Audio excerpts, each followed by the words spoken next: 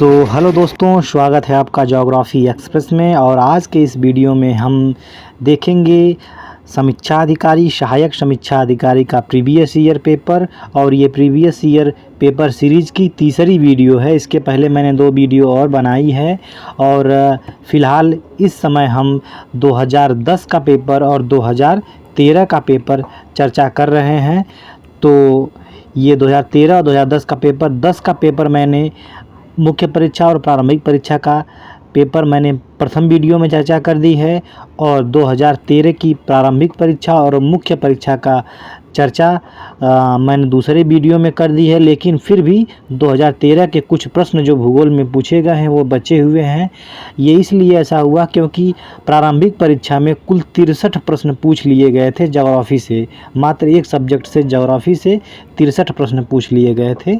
इसलिए ये 2013 का सेक्शन 2 में चला गया, 2 पार्ट वीडियो बन गई है। तो इसमें जो प्रश्न बचे हुए हैं 2013 के प्रारंभिक परीक्षा का और 2013 की मुख्य परीक्षा का, उसको देखेंगे। 2013 की प्रारंभिक परीक्षा में 53 में से मैंने 52 क्वेश्चन की चर्चा कर दी है और इसमें केवल 11 क्वेश्चन बचे हुए हैं। और इसके बाद इसकी मुख्य परीक्षा का भी प्रश्न रहेगा 2013 की मुख्य परीक्षा में जो पूछे गए हैं ज्योग्राफी विषय से।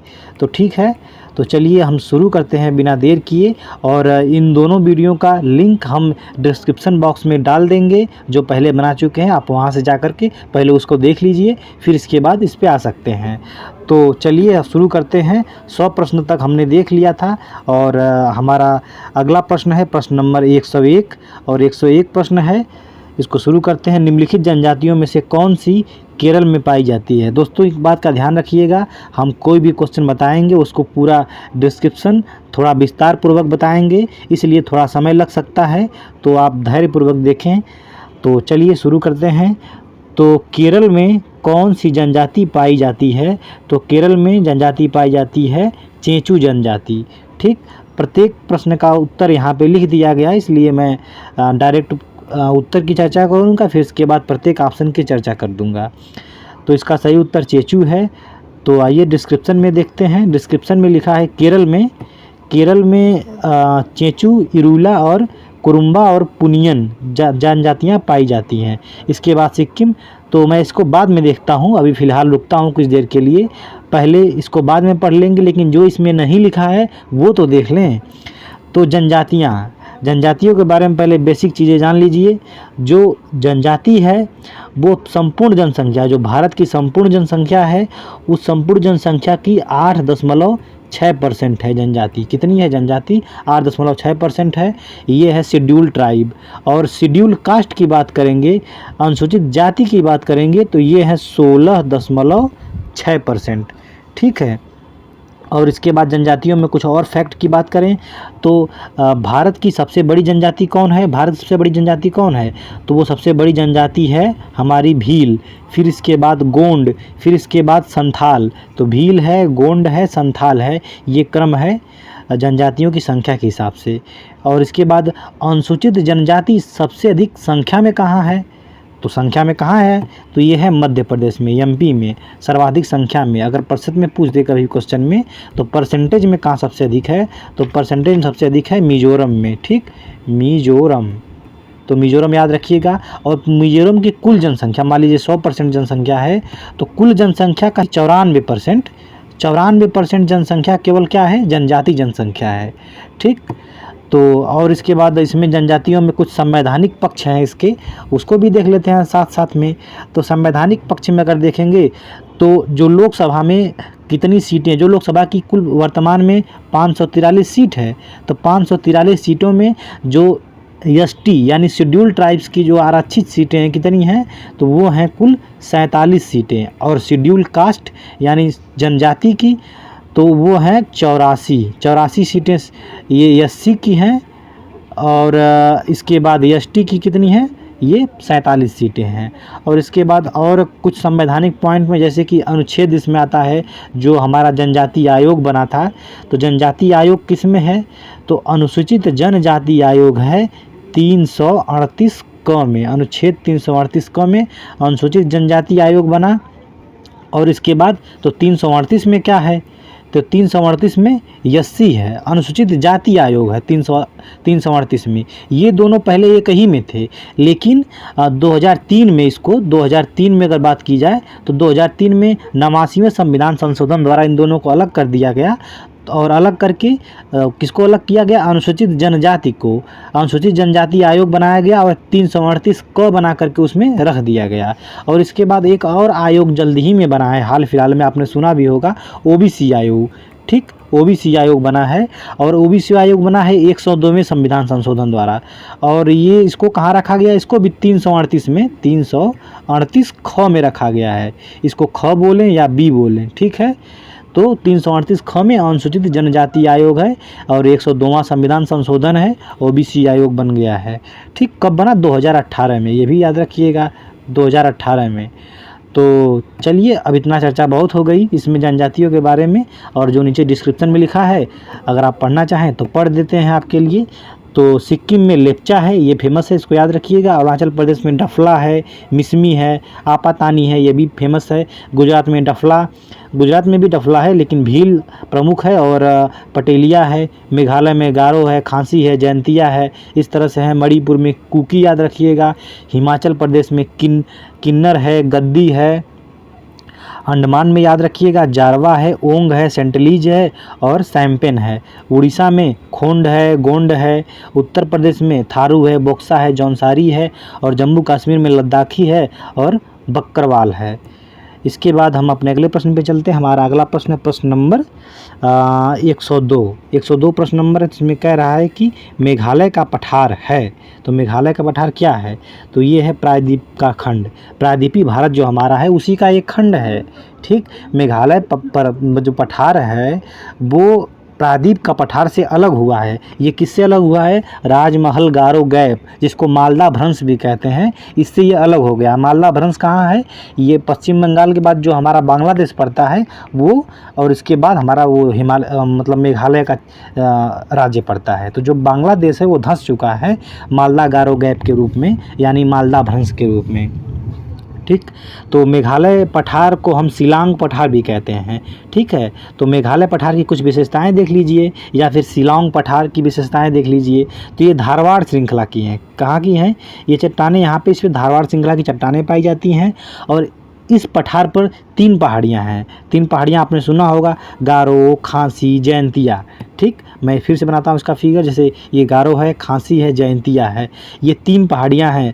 तो गारो है, ये जो मेघालय पठार है या पूरे मेघालय की सबसे ऊंची चोटी ये इसी गारो पे है। ये गारो है, ये खांसी है और ये जयंतिया है। जे कर देते हैं इसको, जयंतिया है। तो गारो पे सबसे ऊंची चोटी, ये पूरे मेघालय की सबसे ऊंची चोटी कौन है? नोक्रेक है। नोक्रेक और नोक्रेक एक क्या है? एक वो राष्ट्रीय उद्यान भी है हमारा। नोक्रेक राष्ट्रीय उद्यान भी है। कहाँ पे है? मेघालय में जो पड़ता है गारो पहाड़ी पे। और गारो पहाड़ी सबसे ऊंची चोटी नोक्रेक ही है। और ये कितनी है? 1400, इसको मैं लिख देता हूँ, 14 से 12 मीटर ऊंची है। ठीक, नोक्रेक आ गई। इसके बाद जो खांसी है, तो खांसी पे यहीं पे एक मानसिन राम सुना होगा आपने। मानसिन राम एक गांव है जहां पर विश्व की सर्वाधिक वर्षा होती है और 1140 सेंटीमीटर प्रति वर्ष की दर से वर्षा होती है प्रति ईयर। ठीक ना, 1140 सेंटीमीटर औसत वर्षा है प्रति वर्ष। और इसके बाद जो इसका नाम है वही जनजातियाँ भी रहती हैं। गारो पे गारो जनजाति, खांसी पे खांसी जनजाति, और इसके बाद जयंतिया पे जयंतिया जनजाति, इस तरह से है। और यहाँ पे अगर इसके बाद और तथ्य जान लेते हैं, तो अगर मेघालय पे हम यहाँ पे जैसे कि मेघालय है, अगर मिट्टी की बात करें तो यहाँ पे लाल मिट्टी है, लेटराइट मिट्टी है। और लेटराइट मिट्टी के अलावा यहाँ पे जो वनस्पति है आर्द्र पर्णपाती वनस्पति है। तो ये चीज़ें हो गई मेघालय के बारे में, तो इतना पर्याप्त है। तो चलिए हम अपने अगले प्रश्न पे चलते हैं। हमारा अगला प्रश्न है प्रश्न नंबर 103। 103 में लिखा है कि पेट्रो रसायन उत्पादन का सबसे बड़ा केंद्र कहाँ पर स्थित है? तो पेट्रो रसायन उत्पादन का सबसे बड़ा केंद्र ये स्थित है जामनगर में। तो ये फिलहाल उस समय का प्रश्न है, लेकिन अभी भी जामनगर ही है सबसे पहले नंबर पे पेट्रो रसायन में। और इसको कौन कंपनी, मतलब कंपनी संचालित करती है जामनगर को? तो ये है Reliance industry. Reliance industry limited company जो इसको संचालित करती है।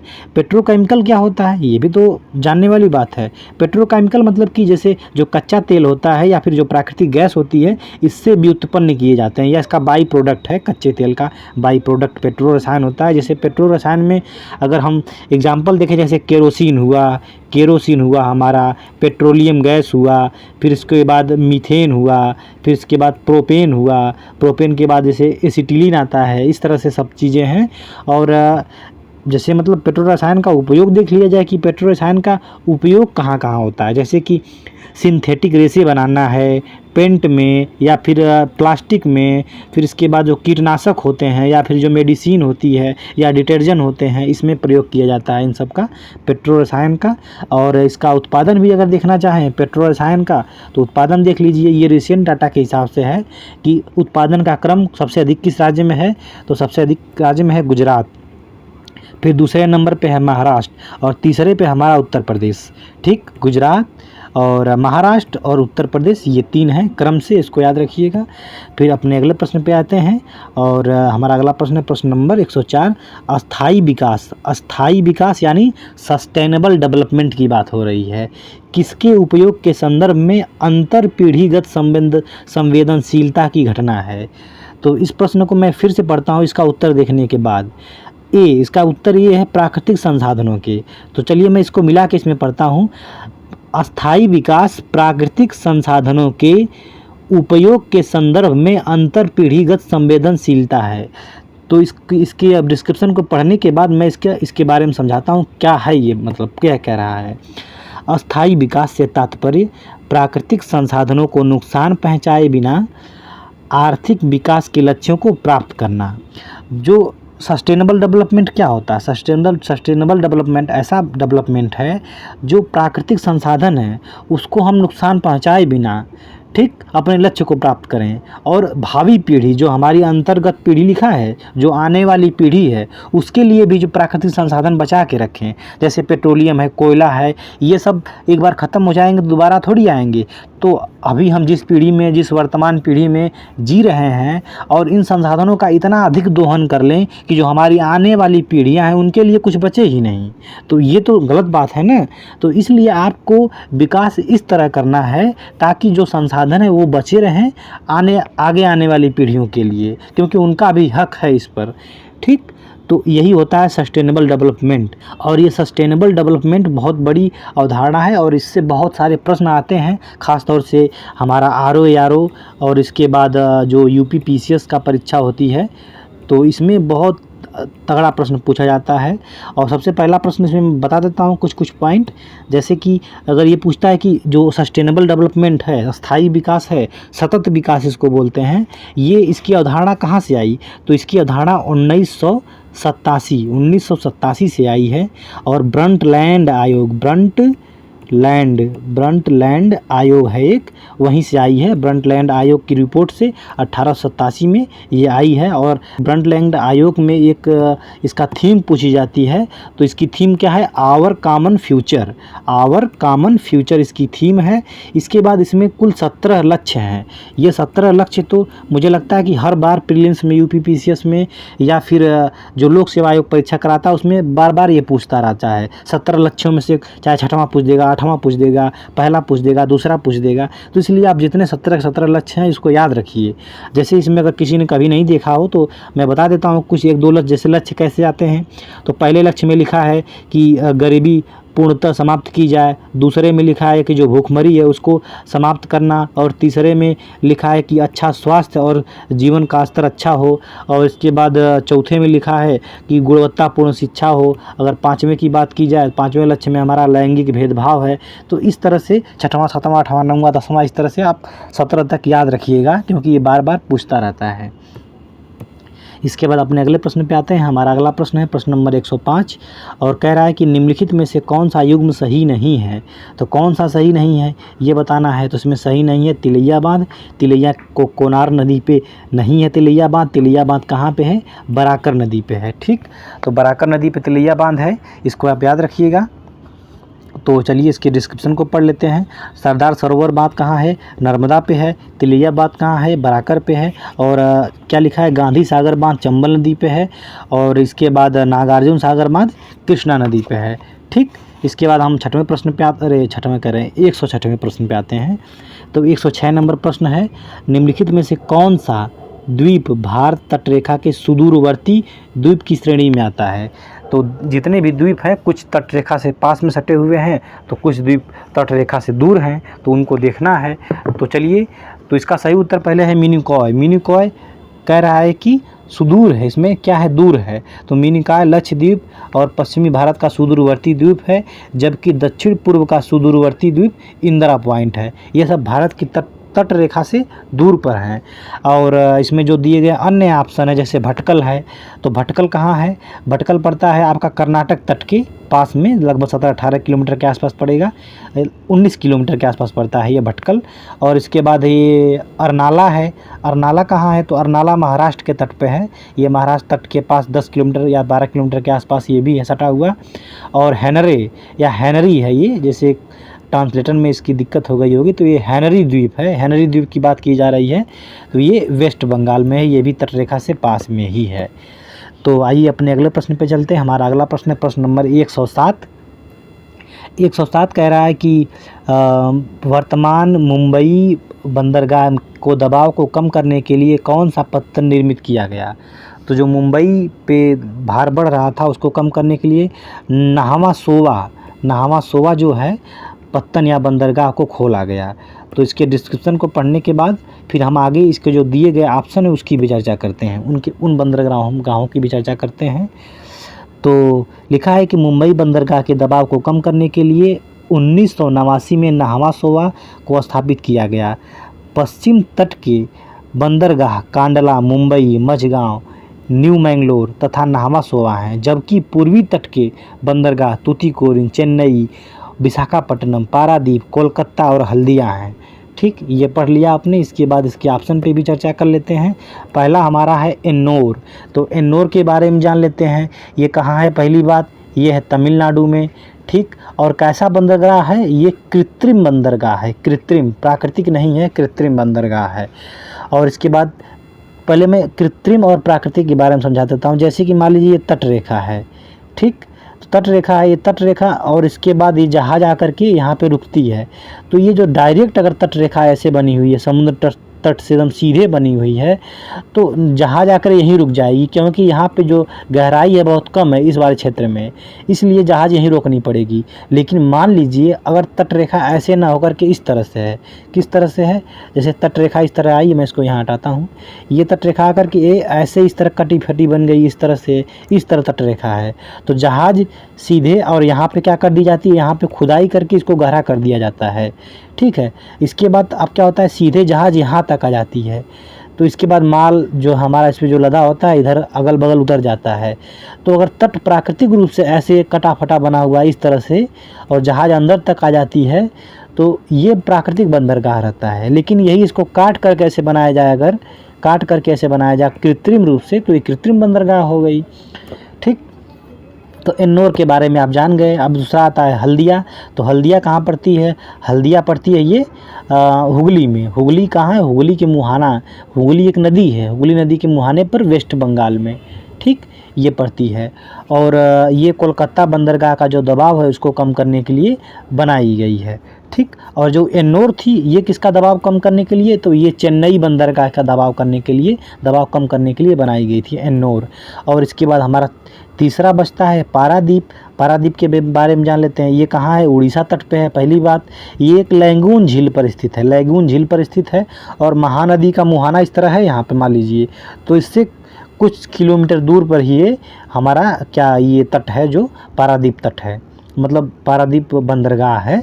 और ये पारादीप में एक चीज़ और प्रश्न बनता है, जैसे झारखंड और उड़ीसा, जो झारखंड है और हमारा ओडिशा है, इससे जो लौह अयस्क उत्खनन होता है, तो लौह अयस्क का जापान निर्यात किया जाता है। ठीक ना, जापान में निर्यात किया जाता है लौह अयस्क का, इसी बंदरगाह से, पारादीप बंदरगाह से, जो झारखंड और उड़ीसा से लौह अयस्क उत्खनन होता है।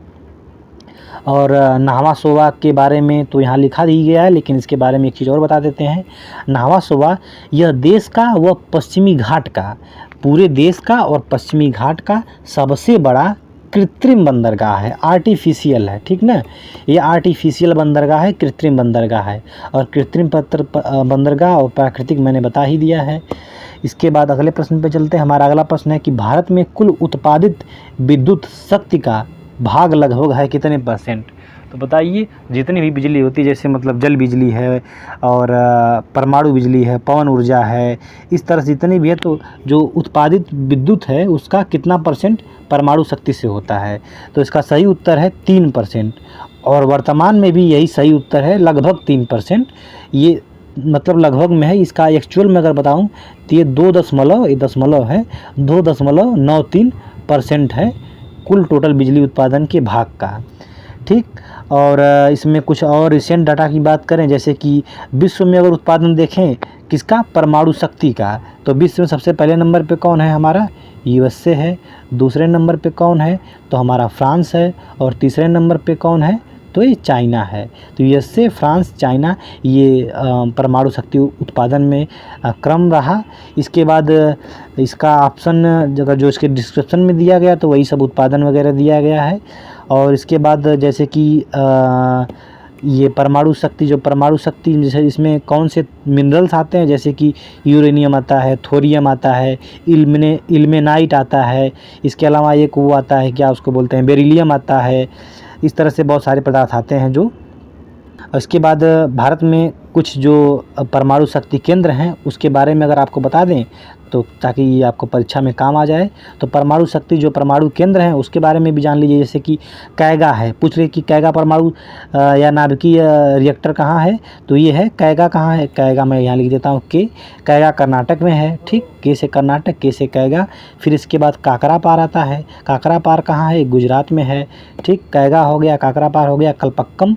इसके बाद कलपक्कम आता है। कलपक्कम कहाँ है, तमिलनाडु में है। और इसके बाद नरौरा आता है। नरौरा कहाँ है, हमारा यूपी में है। और नरौरा के बाद आता है हमारा तारापुर। तारापुर कहाँ है, महाराष्ट्र में है। और तारापुर के बाद एक कुडनकुलम है, लास्ट बचता है कुडनकुलम। तो कुडनकुलम कहाँ है, तमिलनाडु में है कुडनकुलम, ये परमाणु रिएक्टर है। इसके बाद अगले प्रश्न पे आते हैं। हमारा अगला प्रश्न नंबर 109 आता है और कह रहा है कि अधोलिखित वही सुलेमित करना है। तो सुलेमित कौन सा नहीं है ये बताना है। तो माउंट आबू, अरावली पहाड़ियों पर, ये सब क्या है, चारों के चारों पर्यटन स्थल हैं, ठीक। तो माउंट आबू पर्यटन स्थल कहाँ है, अरावली पे है, बिल्कुल सही है। कोडाई कनाल कहाँ है, अन्नामलाई की पहाड़ियाँ, तमिलनाडु और केरल के बॉर्डर के आसपास, तो ये इधर ही है, सही है बिल्कुल। और उटकमंडम कहाँ है, ये नीलगिरी की पहाड़ियाँ, ये भी सही बात है। लेकिन जो शिमला लिखा है ये पीर पंजाल की श्रेणी पर न होकर के ये धौलाधर श्रेणी पर है, ठीक। इसके बाद अपने अगले प्रश्न पे आते हैं। हमारा अगला प्रश्न नंबर 110 है और 110 कह रहा है कि प्रायद्वीपीय भारत की नदियों में से कौन सी सबसे लंबी नदी है। बताइए, प्रायद्वीपीय भारत की नदियों में से कौन सी सबसे लंबी नदी है।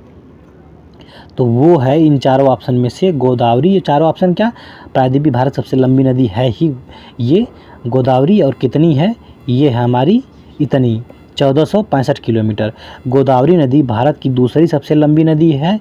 यह त्र्यंबकेश्वर महाराष्ट्र से निकल करके आंध्र प्रदेश होते हुए बंगाल की खाड़ी में जाकर गिर जाती है। लंबाई 1465 किलोमीटर है। और भारत की पहली जो सबसे बड़ी लंबी नदी है वो पहली कौन है, गंगा है। और इसकी लंबाई है 25 यानी 2525 किलोमीटर इसकी लंबाई है, ठीक। 25 याद रखिएगा इसकी लंबाई। और इसमें दिए गए जो अन्य ऑप्शन है उसके बारे में भी चर्चा कर लेते हैं। तो हमारा पहला ऑप्शन है कृष्णा। कृष्णा कहाँ से निकलती है, महाबलेश्वर से निकलती है, पश्चिमी घाट से। और इसकी लंबाई कितनी है, इसकी लंबाई है कृष्णा की 1400 किलोमीटर, ठीक। कावेरी पे आते हैं। कावेरी कहाँ से निकलती है, कावेरी कर्नाटक के कुर्ग जिले के ब्रह्मगिरी पहाड़ी से निकलती है। और इसकी लंबाई जान लेते हैं, इसकी लंबाई कितनी है, 800 किलोमीटर। और इसके बाद हमारा आता है महानदी।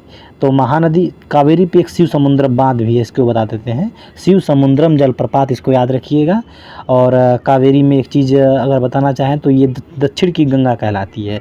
दक्षिण की गंगा कावेरी कहलाती है, और जो गोदावरी है ये दक्षिण की वृद्ध गंगा है, या फिर दक्षिण गंगा कहलाती है। ये वृद्ध गंगा है, ये दक्षिण की गंगा है, और कावेरी सबसे पवित्र नदी मानी जाती है दक्षिण भारत की। आइए चलते हैं महानदी पे। तो महानदी एक बस्ती है, तो महानदी के बारे में जान लेते हैं। यह छत्तीसगढ़ के रायपुर ज़िले के सिहवा पहाड़ी उसी के समीप से निकलती है, और इसकी लंबाई भारत में कुल कितनी है, तो ये है 851 किलोमीटर। बहते हुए ये बंगाल की खाड़ी में पारादीप के पास नीचे गिर जाती है, मतलब बंगाल खाड़ी में मिल जाती है भाई। इसके बाद अपने अगले प्रश्न पे आते हैं। हमारा अगला प्रश्न नंबर 111 है। तो चलिए इसको पढ़ते हैं। तो प्रश्न नंबर 111 है, मैं थोड़ा सा इसको साइड करता हूँ क्योंकि ज़्यादा अधर हो गया है, और उसको बीच में कर लेता हूँ। तो ये प्रश्न नंबर 111, भारत के निम्नलिखित लौह एवं इस्पात उत्पादक केंद्रों में से कौन सा कोयला क्षेत्रों से काफ़ी दूर स्थित है? बताइए कौन सा ऐसा लौह इस्पात केंद्र है, ठीक ना, जहाँ से उसका कोयला और जो लोहा जहाँ मंगाता है वो दूर से मंगाता है, ठीक, ये बताना है। तो इसका सही उत्तर है भद्रावती। इसको पहले ऑप्शन को, मतलब इसके डिस्क्रिप्शन को पढ़ लेते हैं, फिर इसके बारे में बताते हैं जो बताना होगा। तो लौह एवं इस्पात उत्पादक केंद्र भद्रावती, जो कि कर्नाटक में है, कोयला क्षेत्र से काफ़ी दूर है। जो ये केंद्र है कोयला क्षेत्र से काफ़ी दूर है, और जहाँ से लोहा मंगाता है वो भी दूर है। दुर्गापुर के बारे में अब बात होने लगी। तो दुर्गापुर बी वाले ऑप्शन में दिया था। तो दुर्गापुर पश्चिम बंगाल के ब्रिटेन के सहयोग से लौह इस्पात संयंत्र की स्थापना की गई। किसके सहयोग से बना है दुर्गापुर? ब्रिटेन के सहयोग से। भिलाई छत्तीसगढ़ में पड़ता है, ये सोवियत संघ के सहयोग से बना है, और लौह अयस्क उत्पादन संयंत्र की स्थापना की गई भिलाई में सोवियत संघ के हिसाब से। और यहाँ कोयले की आपूर्ति, भिलाई जो है कोयला कहाँ से मंगाता है? ये बोकारो से मंगाता है। इसके बाद झारखंड, छत्तीसगढ़ तथा पश्चिम बंगाल, ये तीनों राजस्थान कोयले के प्रमुख उत्पादक हैं। जबकि लिग्नाइट कोयला कहाँ से होता है? तमिलनाडु में। तमिलनाडु के कहाँ से, इसको मैं बता देता हूँ,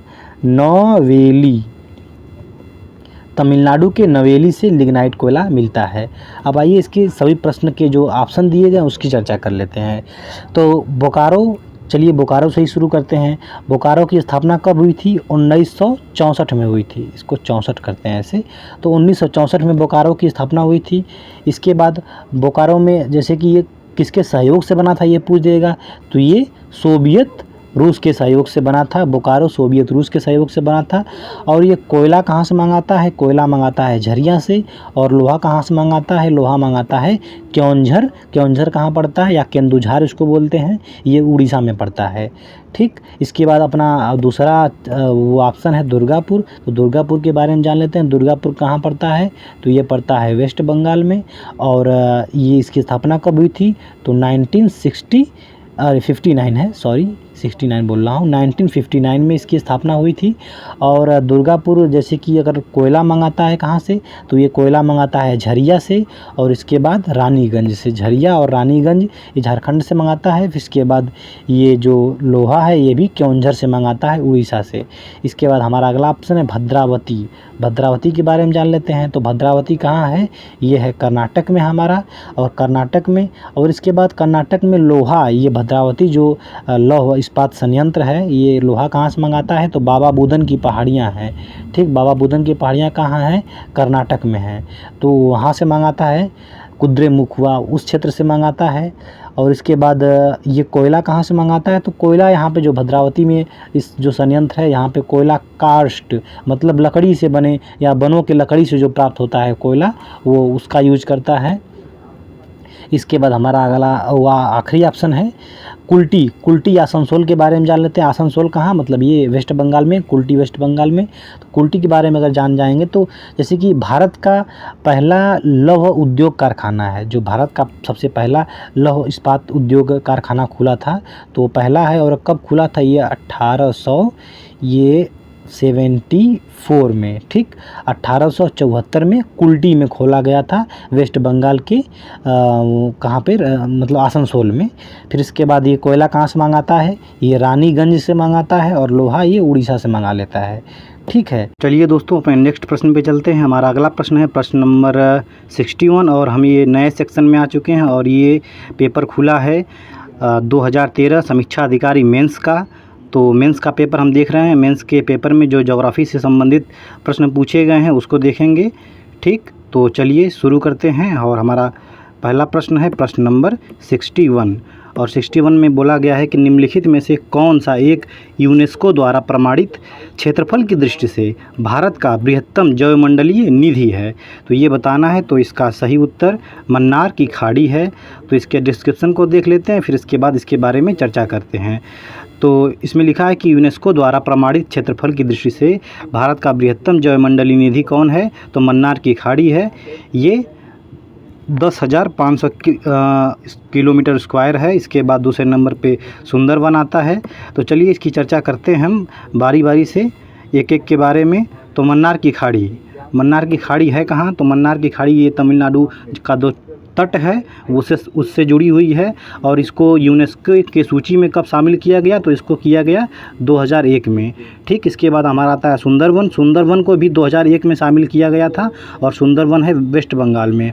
इसके बाद नंदा देवी आती है। तो नंदा देवी को शामिल किया गया था यूनेस्को के सूची में, तो ये 2004 में किया गया था, और 2004 में। और ये कहाँ है, नंदा देवी उत्तराखंड में है। इसके बाद नीलगिरी आता है।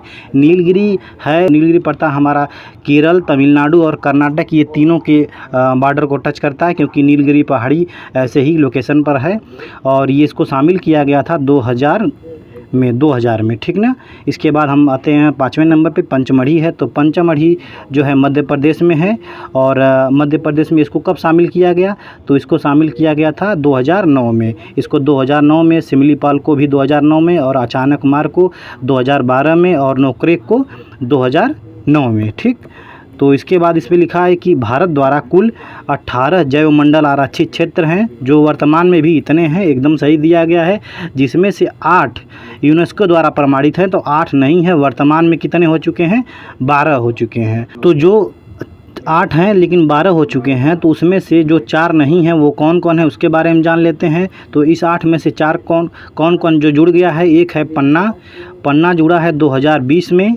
ठीक, 2020 में। इसके अलावा कंचनजंगा है, तो कंचनजंगा जुड़ा है 2018 में। और इसके बाद अगस्तमलाई है, तो अगस्तमलाई 2016 में जुड़ा है। और इसके बाद एक और बचा हमारा जो वो है ग्रेट निकोबार, 2013 में इसको शामिल किया गया था। ठीक, तो इसके बाद हम अपने अगले प्रश्न पे चलते हैं, और हमारा अगला प्रश्न है प्रश्न नंबर 62। तो 62 क्या है कि विश्व स्तर पर सीमेंट उत्पादन, ये सीमेंट लिखा है यहाँ पे, थोड़ा सा गड़बड़ हो गया है, तो ये सीमेंट है। ठीक, सीमेंट उत्पादक 2010 में भारत का स्थान क्या है, तो सीमेंट उत्पादक में भारत का स्थान हम ऐसे ही बता देते हैं, ये पुराना डाटा है। तो इसका सीमेंट उत्पादन में क्या है, पहले नंबर पे हमारा चाइना है, दूसरे नंबर पे हमारा इंडिया है, और तीसरे नंबर पे क्या है, ब्राज़ील है। ठीक, इसके बाद अपने अगले प्रश्न पर चलते हैं। ये लिखा है कि लोक नगरीय सातत्य के विचार को उस आधार पर विकसित किया गया जो अध्ययन किए गए कहाँ पर, तो ये है मैक्सिको में। इसका डिस्क्रिप्शन देखने के बाद इसके बारे में बता देते हैं हम। लोक नगरीय सातत्य के विचार को उस आधार पर विकसित किया गया जो मैक्सिको के अध्ययन किए गए। ठीक, तो एक जैसे कि अगर इसका जो लोक नगरीय सातत्य क्या है इसके बारे में बता देते हैं हम। तो लोक नगरीय सातत्य का सिद्धांत रॉबर्ट रेडफील्ड ने दिया था। रॉबर्ट रेडफील्ड ने ये 1956 में दिया था। जैसे कि जब ये मैक्सिको में रहते थे शहर में, तो उन्होंने एक अध्ययन किया था, और उन्होंने पाया कि ग्रामीण और शहरी समाज की जो संस्कृतियां अलग अलग न होकर के बल्कि एक दूसरे से मिक्स हैं, एक दूसरे से जुड़ी हुई हैं। जो लोग व्यापार करते हैं वो गांवों से जुड़े हुए हैं, और गांव और राज्य के मध्य एक गहरा संबंध पाया इन्होंने। तो जो राज्यों के मध्य गहरा संबंध है, या फिर जो उनकी प्रथाएं हैं, जो उनकी सामाजिक दशाएं हैं, लगभग मिलती जुलती हैं, तो इसको इन्होंने लोक नगरीय सातत्य के रूप में व्यक्त किया था। तो अपने अगले प्रश्न पे चलते हैं। हमारा अगला प्रश्न है रेडफील्ड। देखिए ये उसी से संबंधित है। रेडफील्ड की बात हमने की थी जिन्होंने लोक नगरीय सातत्य का सिद्धांत दिया था। तो और रेडफील्ड और के विचार प्राथमिक नगरीय की प्रक्रिया को किसके विकास से विशेषीकृत किया गया? तो इसका सही उत्तर है बी, अभिजात्य परंपरा। अभिजात्य परंपरा, क्योंकि ये शहर में रहते थे। अभिजात्य का मतलब ये होता है कुलीन वर्ग, उच्च वर्ग के लोग, जिनमें चिंतनशील परंपरा के लोग इसमें आते हैं। तो ये अभिजात्य वर्ग की परंपरा को इन्होंने ज़्यादा जोर दिया था। इसमें वही लिखा भी है कि रेडफील्ड तथा सिंगर ने विचार के प्राथमिक नगरीकरण की प्रक्रिया को अभिजात परंपरा के विकास से विशेषीकृत किया जाता है। इसके बाद अपने अगले प्रश्न पे आते हैं। प्रश्न नंबर हमारा 65 है, और निम्नलिखित में से कौन सा नगर वृक्षारोपण में विशिष्टता रखता है? तो वृक्षारोपण में कौन सा नगर? तो ये है वालपराई। वालपराई है जो वृक्षारोपण में विशिष्टता रखता है। वालपराई है कहाँ ये? तो वालपराई हमारा है तमिलनाडु में। ठीक, तमिलनाडु में पड़ता है, और ये कोयम्बटूर ज़िले के एक हिल स्टेशन है। तो इसकी अर्थव्यवस्था काफ़ी हद तक वृक्षारोपण पर ही निर्भर है, और यह काफ़ी और चाय के बागान यहाँ पे बहुत सारे अधिक हैं, और जंगल घना भी है। तो इस तरह से पर्यटन क्षेत्र भी यहाँ बहुत अच्छा विकसित है वालपराई में। तो इसके बाद अपने अगले प्रश्न पे आते हैं। प्रश्न नंबर 66 है हमारा, महावेली गंगा एक नदी है। तो महावेली गंगा कहाँ की नदी है? ये है श्रीलंका की। महावेली गंगा श्रीलंका की एक नदी है, और श्रीलंका की सबसे बड़ी नदी है। और इसकी अगर कुल लंबाई देखी जाए तो इसकी कुल लंबाई कितनी है? 335 किलोमीटर है इसकी लंबाई। इसके बाद है प्रश्न नंबर 67, मूंगफली। मूंगफली मुख्य फसल कहाँ की है? तो कहाँ की है? ये है बी, गैम्बिया की। गैम्बिया कहाँ पड़ता है? जो हमारा अफ्रीका महाद्वीप है उसका पश्चिम किनारे पे ये गैम्बिया महाद्वीप पड़ता है। जो सेनेगल है ना, सेनेगल देश के अंदर ये घुसा हुआ पाया जाता है। इसके अगर उत्तर में देखेंगे तो गिनी बिसाऊ है, नीचे में मॉरिटानिया है, इस तरह से है। तो मूँगफली यहाँ की फसल है। और मूंगफली में रिसेंट डाटा की अगर बात कर दें हम कि उत्पादन में अगर देखा जाए तो रिसेंट में तो सबसे अधिक मूंगफली कौन उत्पादित करता है? तो गुजरात करता है। दूसरे नंबर पर राजस्थान करता है, और तीसरे नंबर पर तमिलनाडु। गुजरात, राजस्थान, तमिलनाडु करता है। फिर इसके बाद प्रश्न नंबर 68 पे आते हैं। हमारा प्रश्न नंबर 68 है, जाम्बिया की सीमा उभयनिष्ठ नहीं है। तो किससे उभयनिष्ठ नहीं है? तो इसका सही उत्तर है डी, बोत्सवाना के साथ ये टच नहीं करती है। ये बोत्सवाना के साथ टच नहीं करती। जैसे मैं इसको एक फिगर ग्रुप में बना के दिखाऊं अगर आपको, तो जैसे आप यहाँ देखिएगा, मैं इसको थोड़ा सा बड़ा करता हूँ। जैसे कि मान लीजिए ये इसका इस तरह से मैप है ये गैम्बिया का। ठीक, तो इसको मैं छोटा करता हूँ। फिर इसके बाद जैसे हमारा अंगोला, जो अंगोला है इस वाले बेल्ट में टच करता है। जो हमारा कांगो है इस वाले पूरे क्षेत्र को टच करता है, कांगो। फिर इसके बाद ये तंजानिया इस क्षेत्र को टच करता है। कांगो है, अंगोला है, ये तंजानिया है, तंजानिया इस क्षेत्र को। फिर इसके बाद मोजाम्बिक इस क्षेत्र को टच करता है। और इसके बाद नामीबिया ऐसे टच करके नामीबिया, और इसके बाद जिम्बाब्वे, ऐसे जिम्बाब्वे और ऐसे नामीबिया एक लंबा सा एक स्थल भाग निकल के आया है, इसको टच करता है नामीबिया का और जिम्बाब्वे का। और इसी के नीचे, इसी के जस्ट नीचे यहाँ पर इस वाले भाग में दिखा देता हूँ। इस वाले भाग में जो ये जो हमारा नामीबिया है और जिम्बाब्वे है, यही दोनों इसको टच करने से रोक देता है। किसको? वो जो प्रश्न में पूछा गया है जाम्बिया को टच करने से, इसको टच करने से रोक देता है बोत्सवाना को। ये बोत्सवाना देश है यहाँ पर। ठीक, तो अपने अगले प्रश्न पे आते हैं। प्रश्न नंबर प्रश्न नंबर है हमारा 69। देश में एग्रो इकोलॉजिकल क्षेत्र हैं कुल कितने हैं? तो कुल 20 हैं। एग्रो इकोलॉजिकल क्षेत्र कुल 20 हैं, और एग्रो इकोलॉजिकल क्षेत्रों की कुल संख्या 20 है। एग्रो इकोलॉजिकल क्षेत्रों का मतलब ये है कि एक ऐसा क्षेत्र जहाँ पर एक निश्चित श्रेणी की फसलें और एक ही किस्म की फसलों का क्षेत्र होता है, उसे एग्रो इकोलॉजिकल जोन कहते हैं। इस तरह से कुल भारत में 20 हैं। जैसे मिडिल गंगा है, अपर गंगा है, वेस्टर्न घाट है, पूर्वोत्तर हिमालय है। तो इस तरह से कई भागों में इस तरह बांटा गया है। तो फिर इसके बाद अपने अगले प्रश्न पे चलते हैं। हमारा अगला प्रश्न है प्रश्न नंबर 70। निम्नलिखित में से ऊर्जा का कौन सा स्रोत व्यावसायिक स्रोत नहीं है? तो इसका सही उत्तर है डी, बायोगैस। बायोगैस व्यावसायिक स्रोत नहीं है। परमाणु ऊर्जा, पेट्रोलियम और प्राकृतिक गैस व्यावसायिक रूप में एक से दूसरे देश में इसको बेचा जाता है, आयात निर्यात इंपोर्ट होता है। लेकिन बायोगैस एक घरेलू प्रोडक्ट है, इसको लोग घर पे भी बना लेते हैं, तो इसलिए ये इसमें व्यावसायिक स्रोत में नहीं इतना आता है। इसके बाद हमारा अगला प्रश्न है प्रश्न नंबर 71, और 71 कह रहा है कि इसमें सुलेमित करना है। तो सुलेमित करना, चलिए सुलेमित कर लेते हैं इसको। तो इधर दिया गया है क्लाइमेट जोन, और मतलब कौन सा वन कहाँ पर पाया जाता है, और ये इधर पेड़ पौधों के नाम है, तो मिलाते हैं चलिए। तो मानसूनी वन किस में चला जाएगा? ये सागौन में। तीसरे में चला जाएगा मानसूनी वन। और ये विश्वतरेखीय वन, तो विश्वतरेखीय वन ये महोगनी रोजवुड, ये 4 का इसमें मिल जाएगा, महोगनी रोजवुड में।